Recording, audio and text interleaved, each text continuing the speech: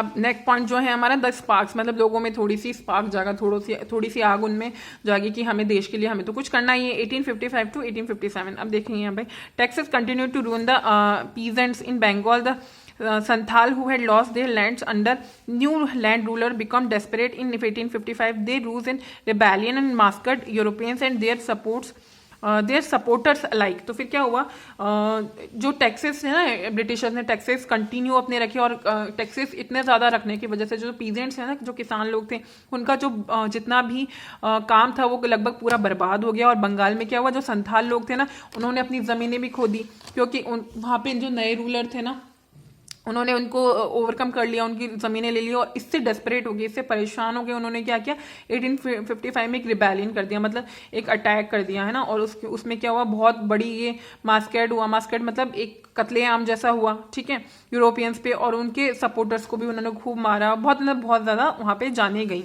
ठीक है। Discontent was brewing in the East India Company's army too. The white soldiers get huge pay mention live in servants. अब क्या होता था, जो ईस्ट इंडिया कंपनी की आर्मी जो थी ना, उसमें हमारे इंडियंस भी काम करते थे, लेकिन उनमें ना बहुत ज़्यादा भेदभाव होता था। जो अगर आर्मी में इंडियन सोल्जर है तो उसको पेमेंट जो था ना वो कम मिलता था, और जो अगर ब्रिटिश सोल्जर है तो उसको पेमेंट बहुत ज़्यादा मिलता था। Well we get petitions and slow promotions, और उनको प्रमोशंस भी इतना ज़्यादा नहीं मिलता था।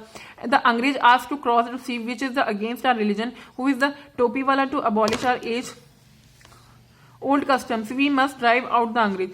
वो आपस में बात करते थे कि है ना, हमको तो इतना कम पेमेंट मिलता है, और हमको कहा जाता है कि हमको समुद्र पार करके भी लड़ाई लड़ने जाना पड़ेगा, लेकिन समुद्र पार करना तो हमारे ना धर्म के खिलाफ है। तो वो उनको पसंद नहीं आता था, और लोग आपस में थोड़ा थोड़ा उनके खिलाफ होने लगे थे, ठीक है।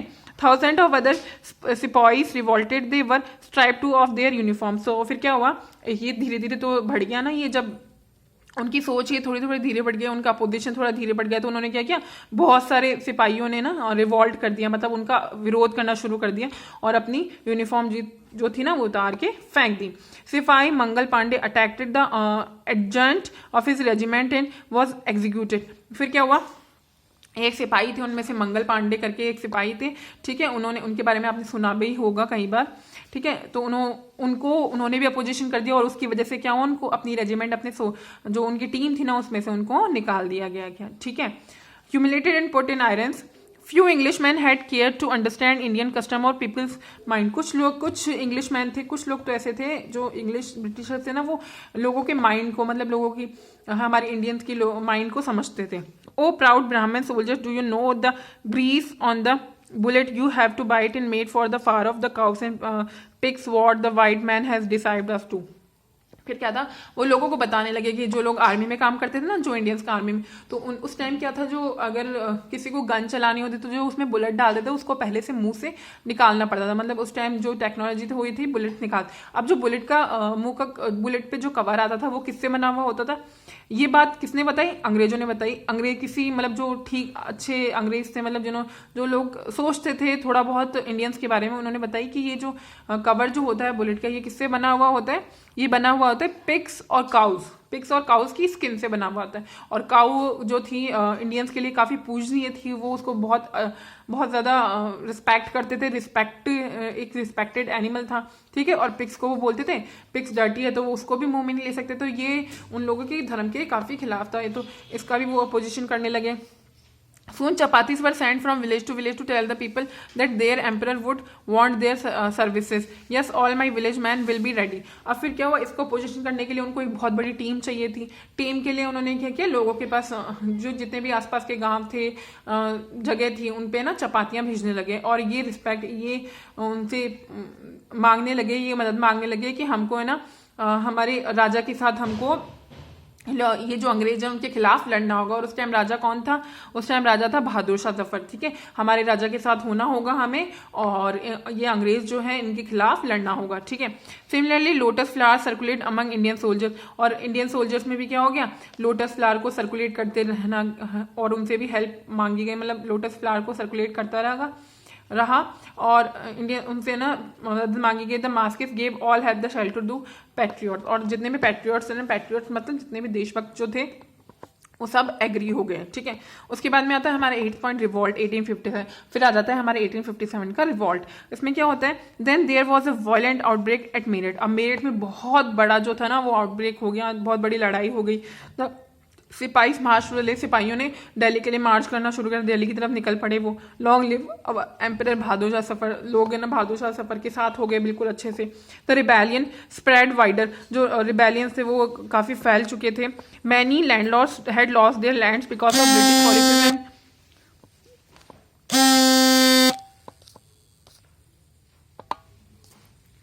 British policies and they were sore, और जो लैंडलॉर्ड्स है ना वो भी अपनी वो भी लोगों के साथ हो गए, मतलब इंडियंस के साथ हो गए। क्यों? क्योंकि उन्होंने भी क्या किया था, वाइट मैन जो ये गोरी लोग थे उन्होंने उनकी ज़मीनें ले ली थी, ठीक है। जो उनकी ज़मीनें थी वो ले ली थी उन्होंने। The white man's rule must end, और वो भी चाहते थे कि जो ये गोरे लोग हैं उनका जो राजाशाही है वो भी खत्म हो जाए। Yes we will help you, और वो भी हेल्प के लिए तैयार हो गए।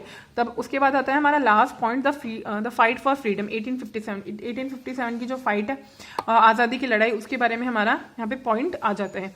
Many farmer rulers like Begum Hazrat Mahal of Lucknow were bitter, the white man has taken away my kingdom. तो जो बहुत सारे रूलर्स थे ना उन्होंने भी साथ देना शुरू कर दिया। उनमें से कई जो थे यहाँ पे पढ़ने वाले हैं हम, और वो उनमें से थी एक बेगम हजरत महल, ठीक है, लखनऊ की। वो भी काफ़ी चिड़ी हुई थी जो ये अंग्रेज़ लोग थे, ठीक है, वो भी उन्होंने भी साथ देना शुरू कर दिया, वो भी इस लड़ाई में शामिल हो गई। पॉपुलर लीडर्स लाइक मौलवी Ahmadullah Faizabad toll the people, उन्होंने भी मौलवी अहमदुल्ला जो कि फैज़ाबाद से थे, उन्होंने भी अपने लोगों को समझाना शुरू कर दिया कि राइस ब्रदर्स राइस द अंग्रेज इज रूलिंग आयरलैंड। उन्होंने वो लोगों को मतलब जागरूक करना शुरू कर दिया कि ये जो अंग्रेज लोग हैं ये हमारी ज़मीन को हड़प रहे हैं, हमारी ज़मीन को ख़राब कर रहे हैं, ठीक है। The joint the aspire against the foreigner, और वो उन लोगों ने भी एक टीम ज्वाइन कर ली जो कि फॉरेनर्स के खिलाफ थी, ठीक है। The people rose everyone in Bareilly Kanpur and Allahabad, और बरेली कानपुर और इलाहाबाद में भी लोग आगे आके लड़ाई करने के लिए रेडी हो गए, ठीक है।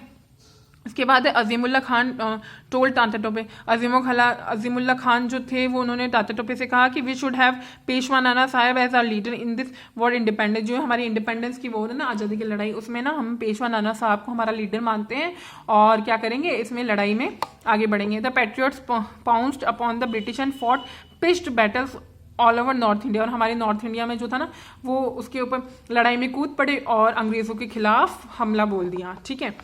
80 year old Kunwar Singh of, और इस लड़ाई में क्या हुआ, 80 year old Kunwar Singh of Bihar received a bullet in his wrist. अब क्या हुआ, 80 ईयर्स के जो 80 ईयर्स के थे कुंवर सिंह, ठीक है, जो कि बिहार से थे, उनकी कलाई में क्या हुआ, एक बुलेट लग गई। और बुलेट लगते लगते उन्होंने बोला, mother Ganga this is my last offering to you, ये मेरी लास्ट आहुति है तुम्हारे लिए, ठीक है। तो इस तरह से ये जो पूरी झलकियां दिखाई गई ना, इसमें ये बताया गया है तो किस तरह से जो 1857 की वॉर थी उसने किस तरह से हुई, और वहाँ लोगों में कितना जोश भरा हुआ था। आप देख सकते हैं यहाँ पे लास्ट में हम जो यहाँ पे देख रहे हैं कि 80 साल के लोग थे, उन्होंने भी है ना बिल्कुल पीछे नहीं हटे, वो भी लड़ाई कर रहे हैं। सब लोग, औरतें हों बच्चे हों, सब लोग इस लड़ाई में शामिल हो चुके थे अंग्रेज़ों के खिलाफ, तभी जाकर हमें आज हम ये आज़ाद इंडिया में रह पा रहे हैं, ठीक है। सो यहाँ पे आपका चैप्टर जो है वो ख़त्म हो जाता है। So that's all for today, thank you, bye bye.